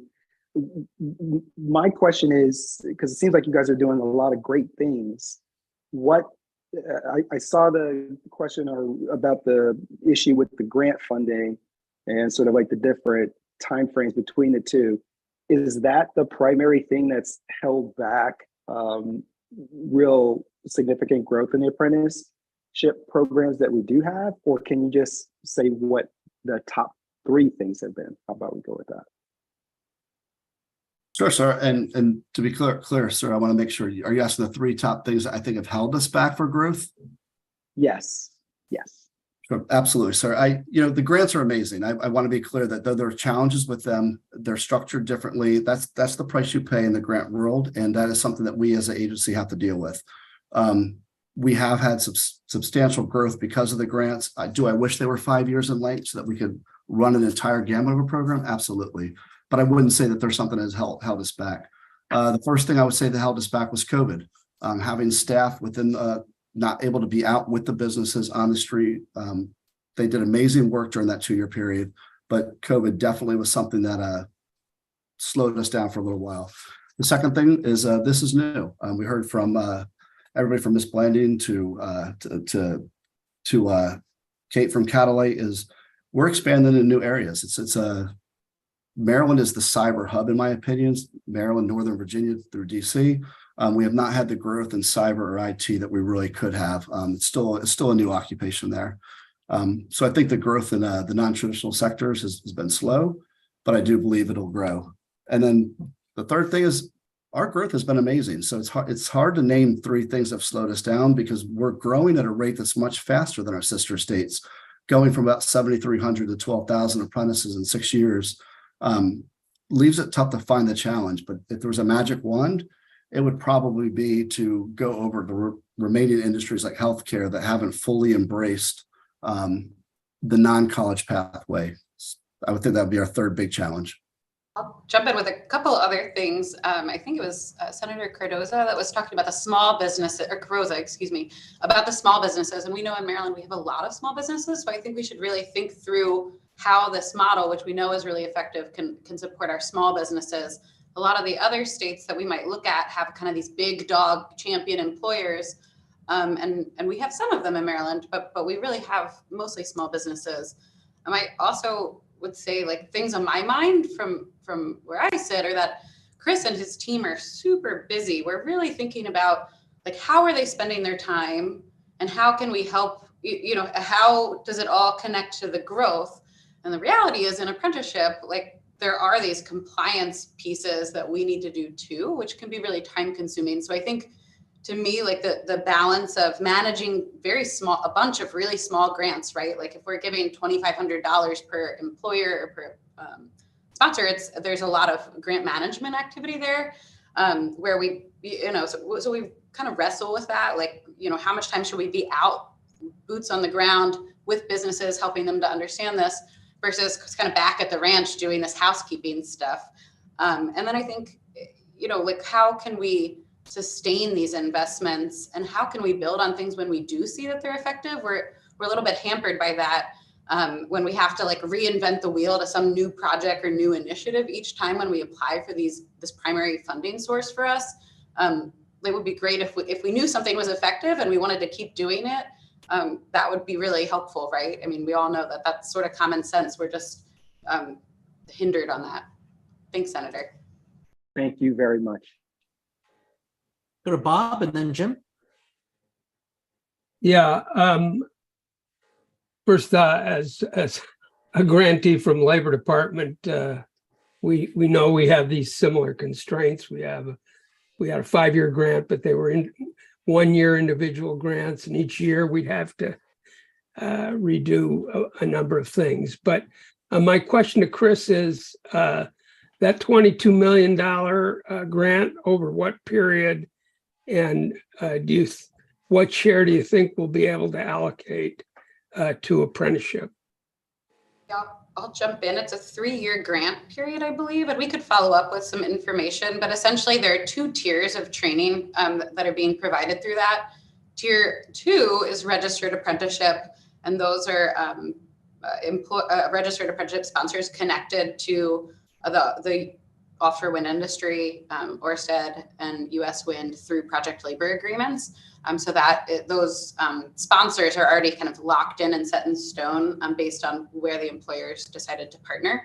But then I think the exciting part is that we're connecting. This project is a really big equity focus. We're really helping to get Marylanders, whoever wants in on the offshore wind industry, to help prepare them now to be ready for mid-skill and high-skill jobs that do not currently exist in these numbers by like 2025, 2026. And to do that, we're partnering with training providers that we fund through Earn Maryland to have great outcomes at helping provide wraparound support, supportive services, really meeting people where they are to build those skills. They are not technically pre-apprenticeship programs, but you can think of them that way. We're also, this is a US Department of Commerce grant. So we're not usually able to pay for certain things like capital construction or, really like big cranes, for example. And this grant is helping to purchase some state-of-the-art technology so that we can be cutting edge on offshore wind in Maryland. And Bob, because you asked how much we go to apprentices, I'm not going to talk about the wind grant individually, but I will say, and this is also, I think, to something Senator Augustine was asking about in terms of challenges, is that Maryland, we have taken the bare minimum allowed by the U.S. Department of Labor's Employment Training Administration for staffing. We have used, the state of Maryland's been great we have a couple of people that are funded directly through the state. The rest are funded through different WIOA funding streams. But in Maryland, to get to that 2,500 or more per apprentice, we have foregone funding state staff. Some of our sister states have funded their staff through their grants, and they're left with as little as $300, $400, $500 per apprentice to serve, which is a really small amount of money when you're dealing with the small employers that Aaron mentioned. And often our small employers, they really need the assistance more so than our big occasional heavy hitter we bring to the table. So I did want to point out that our grants are almost always all for serving the apprentice.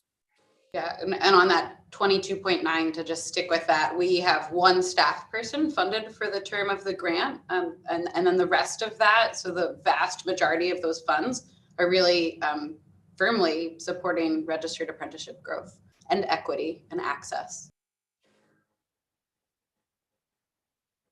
Jim, you want to ask a question?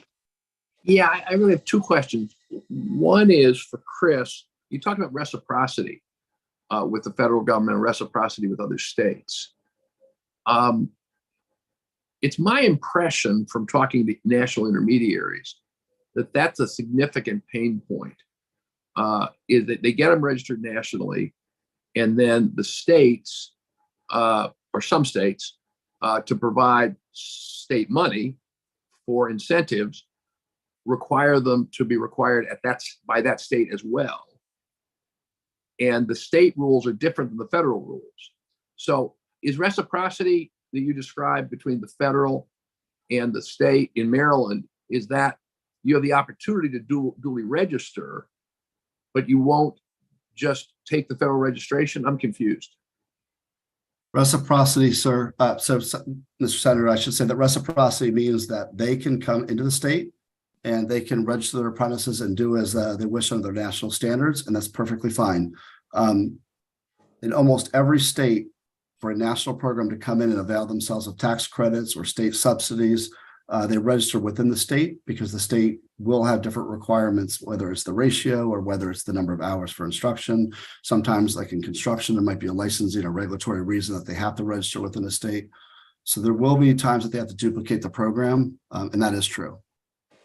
I would just say, Mr. Chairman, I think it's one of the issues we got to look at in one of the commission work groups, because I think there's one to get more national intermediaries in here. I think we got to understand and perhaps streamline the reciprocity process. The other question I want to ask related to funding, and I'm glad nobody asked a question about the tax credits, because they're all screwed up. They're not working, and I'm the author of them. So that's another issue that I think we should take up in the commission, is seeing if we can make these tax credits make any sense, because they're not working now, and it's my fault. But I want to ask you made reference, Chris, to a pay per apprentice program. Can you get that slide back up? Which slide is that? Where you had the money slides? This should be the second to the last slide. One more. I think it was your sponsor apprenticeship incentive reimbursement. That's what I'm thinking of? It is, sir. And that money, is that federal money or state money, or what money? Everything on this slide, sir, except almost everything on this slide is federal money. The tax credit is not, and nor is the bottom two. Okay, so the federal money allowed you to do a pay per apprentice. The federal money allows us, if we apply for it in that way, it applies for us to do the reimbursements in that way. Yes. Gotcha. Okay, now that's big. That's a big deal. That's great. And so the money is used. Does it go to intermediaries or just to employers? In this case, it goes to the sponsor of the program, who could be an intermediary, and Sponsor, they okay, in turn reimburse the employer. Goes to the sponsor. I understand. And can the money be used for what? In ours, it can be used for essentially the reimbursement for the related instruction for the schooling cost, or there can be an offset for the cost of the on-the-job training, which was the journey workers' time spent training the apprentice individually. Got it. I got to tell you, if I can just make a comment here, that's great. I mean, that's a kind of model, and Bob knows more about this than I do, but that's similar to the models that they use in the countries like Britain and Australia that have really scaled up. So we're already doing it at a very small scale. So I think we need to learn more about that. Thank you, Mr. Chairman. And if I may, just the Maryland Business Works program is a similar pay for performance structure with a tiny bit higher of a dollar amount. And that's through WIO governor set aside funds that we are investing in that one. Great. Okay. If we can all get more detail on that, just send out to us, that would be helpful. Sure. Thank you. Donna, you raised your hand? Yes, thank you. And follow up to that, let me ask, what are the requirements? Do you get these tax credits, or does the intermediary get the money for what? The apprentice being hired full-time and being on the job for a year, 5 years? What are the punch points? Or is it quick money that, well, somebody gets hired for 6 months? What are the requirements? Sure. Great question. So I'll go in reverse order. The Sponsor Apprenticeship Incentive Reimbursement, the SARA grant, the requirements are they must hire and register an apprentice. Now, the apprentice could theoretically already be an incumbent worker that they then register as apprentice. They, once they register them, they pay for the schooling, and the reimbursement is triggered through their sponsor. So they have to have a cost to be reimbursed for. The tax credit, they have to work for 7 months in the taxable year. They have to be a new employee that is then registered as an apprentice. If they're in an occupation that is covered by prevailing wage, they must make at least 50% of the prevailing wage during the time that they're applying for the tax credit. And then they can be made eligible for that in the new tax year once they apply for it. It's a maximum, I should say, of 5 credits per employer. In that case, it's 7 months of employment. Let me ask one thing. Are there any reports following up on how long these apprentices then become employees and how long they stay with the company? So the grant reports in some cases do require us to follow up, but quite often the grant ends before the entirety of that individual's apprenticeship program itself. If they finish during the grant period, there is a report that we file for that. If they finished outside of the grant period, then no, there's not a secondary follow-up on top of that as well. So do we have success reports, or is it just how much money we've given out and we don't know where the people are 2 years from the receipt. And I'll tell you why. I'm very sensitive to this because I worked 23 years in Baltimore City DSS, social services. And towards the last of my career, I was the one that was feeding out all the money for welfare to work, and had lots of people, lots of companies and, you know, nonprofits training our clients on how to look for work. But I also saw our clients recycled time and time again. When tax credits ended, then so did that employment, and so they could get other. And I'm curious about following through in order to get some longitudinal reports and real factual data that can help us really have a sustainable program in Maryland. Right, and we do have data that comes from the Maryland Longitudinal Data System. Now it doesn't track those individuals. There's probably a way that we could go back and take a look. The tax credits haven't been in effect. The new tax credits that the senator was speaking of haven't been in effect long enough to get to a completion stage. Okay. But some of the grants may have some data that we can pull for you and turn back around. It will take a little longer than a week, but we can certainly send something back to the commission. Okay, thank you. Yeah, and I'll say like one of the things that I think maybe is like the probably the elephant in the room, which was sort of one of the things that we want to get to in this commission is, you know, there are a number of employer-sponsored training programs where they're paying people to learn on the job. They just don't call them apprenticeships, much less are they registered, right? And so when you start looking across lots of different industries, there's lots of different programs out there today where employers are making that investment that could very well be repurposed into registered apprenticeships.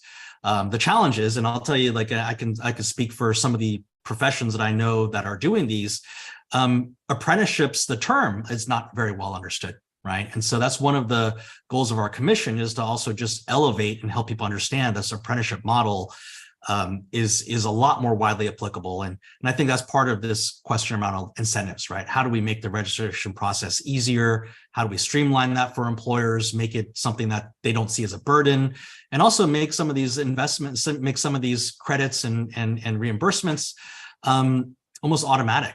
You know, I think today there's sort of these questions I've gotten feedback where, you know, a lot of employers just don't see the you know, it's not a very assured, they're not assured that they're going to get these oftentimes, so they don't register. And so as we start digging into these, like I said, I think these are some of the kind of real working level recommendations we like to get to as we dig into these different areas.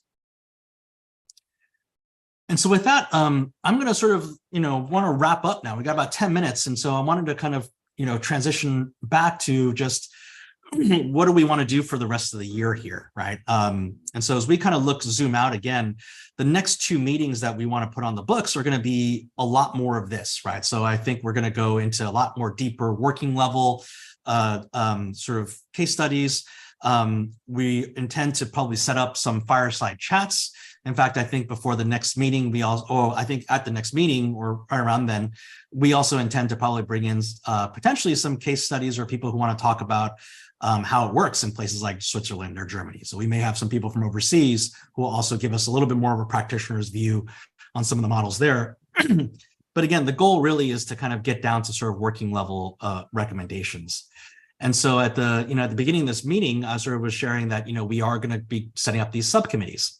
And so one of those areas that I'll be kind of leaning heavily on is we're going to start to break into sort of more specific sort of topics in the next few meetings.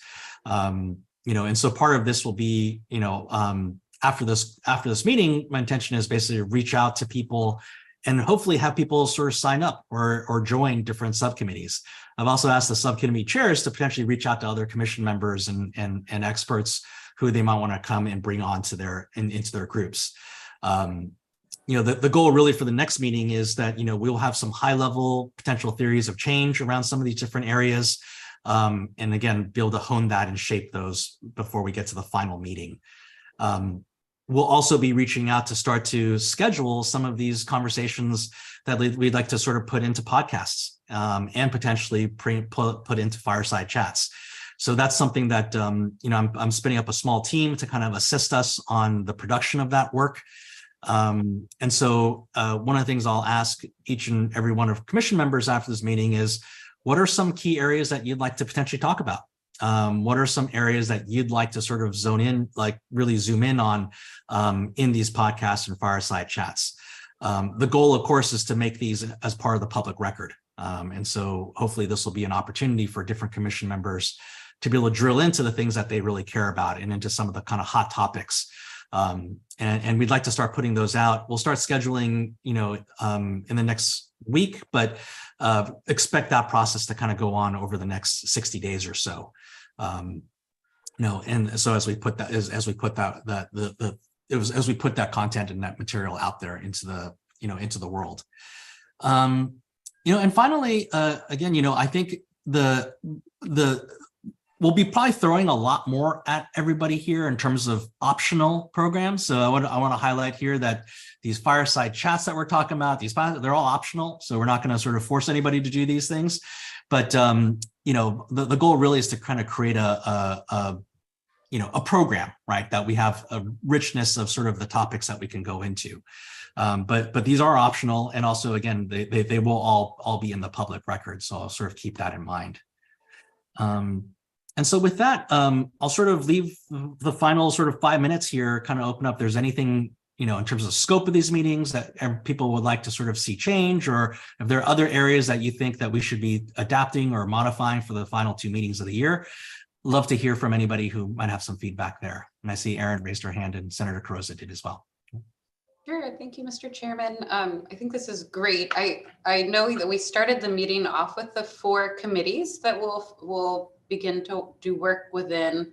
I was hoping that before we kind of decide who's going to sign up for what, the scope for each of those committees, I'm sure there will be some level of overlap, but I think that could maybe just be helpful. And then a point of clarification that is fine as a follow-up item, but will it be acceptable for people that aren't a part of the commission to be a part of these committees?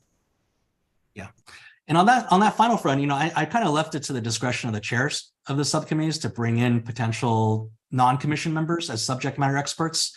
I'm still trying to work out the rules of sort of what that might look like in terms of putting that stuff out to the public record. But right now I'm sort of leaving it to the chair's discretion as I get more feedback around some of those rules.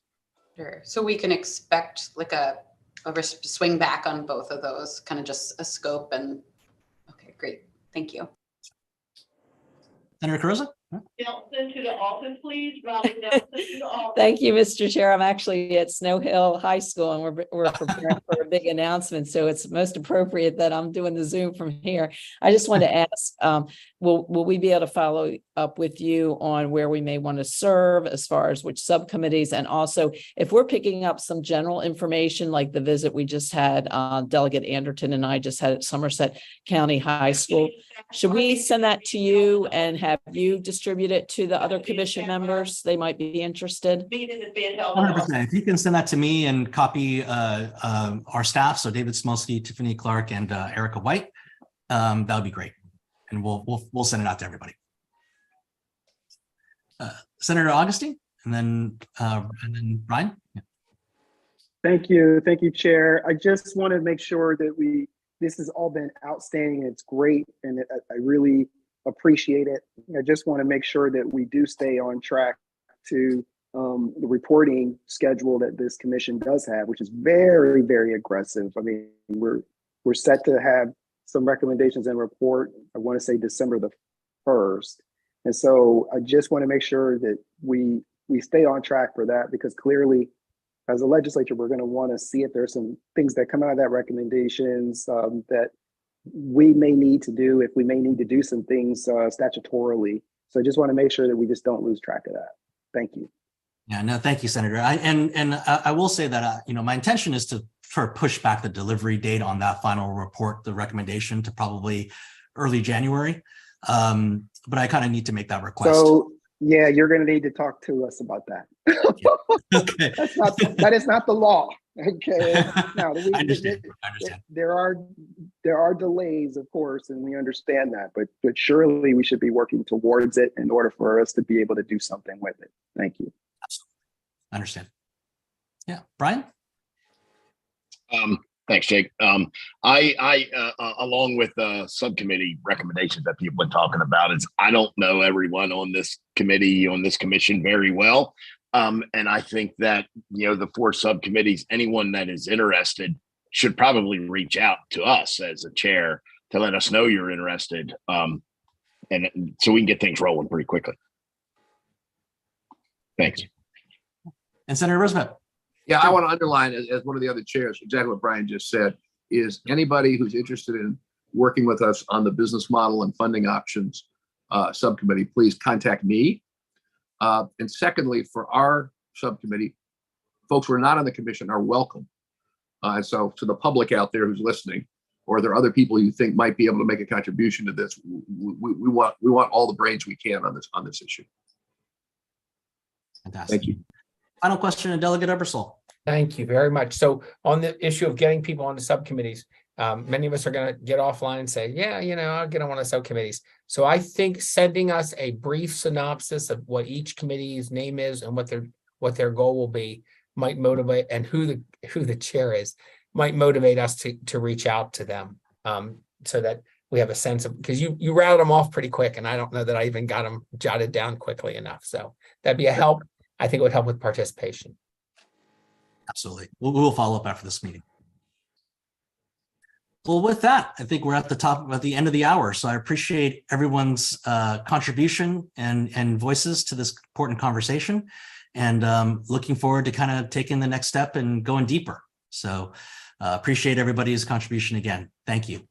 Thank you. Bye-bye. Thank you. Thank you.